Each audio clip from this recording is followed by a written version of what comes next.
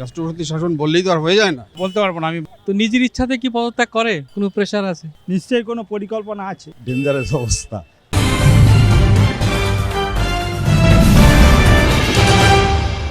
বৃহস্পতিবার আচমকাই পদত্যাগ করেছেন বাংলার রাজ্যপাল সিভি আনন্দ বোস। তার এই পদত্যাগের পর স্বাভাবিকভাবেই প্রশ্ন উঠছে যে তাহলে কি কোথাও এ রাজ্যে সাংবিধানিক সংকট কিংবা যুক্তরাষ্ট্রীয় কাঠামো বিপদের মুখে পড়ল। আর এই প্রশ্নের উত্তর খুঁজতে আমরা সাধারণ মানুষের কাছে।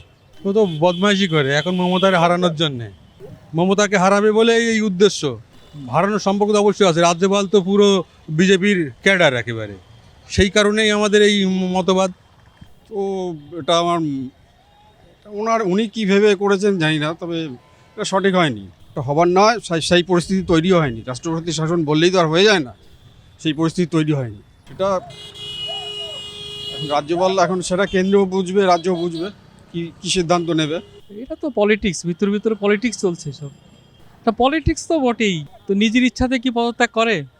তো ভিতরে নিশ্চয়ই কোনো কারণ আছে, কোনো প্রেশার আছে। তাই এই আর কি, যাদের স্বার্থের ব্যাঘাত ঘটাচ্ছেন উনি যাদের স্বার্থের ব্যাঘাত ঘটাচ্ছেন তার জন্য অন্যকে সরিয়ে দেওয়া হয়েছে। আমি দিল্লি থেকে ইঙ্গিত করছি। অবশ্যই দিল্লি ছাড়া আপনি কিছু করতে পারেন, ঠিক আছে? হতে পারে, অসম্ভব কিছু না। রাজ্যপালের পোস্টটাই তো একটা রাজনৈতিক পোস্ট। আমরা যদিও ওটা একটা আনুষ্ঠানিক পোস্ট বলা হয়, কিন্তু রাজনীতির বাইরে তো নয় ওটা। এবং সবচাইতে ভারতবর্ষের উল্লেখযোগ্য বিষয় হয়ে থাকে যখন রাজ্যপাল পদত্যাগ করে বা রাষ্ট্রপতির এরকম কোনো জায়গাটা হয়, সেটা একটা এর পেছনে একটা বিশাল কোনো উদ্দেশ্য থাকে। অবশ্যই আছে।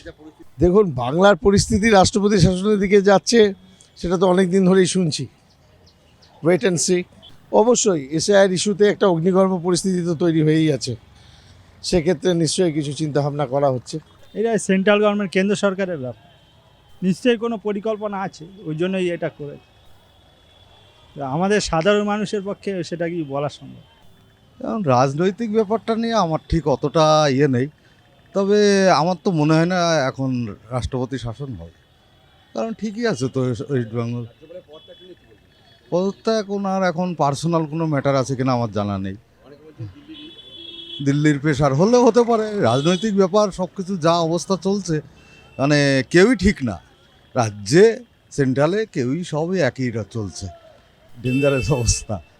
ওটা তো একটা কনস্টিটিউশনাল পোস্ট, ওটা তো আর ঠিক মানে ইলেক্টেড কোনো পোস্ট নয়। ওটাতে মনে হয় না খুব কিছু তফাৎ হবে।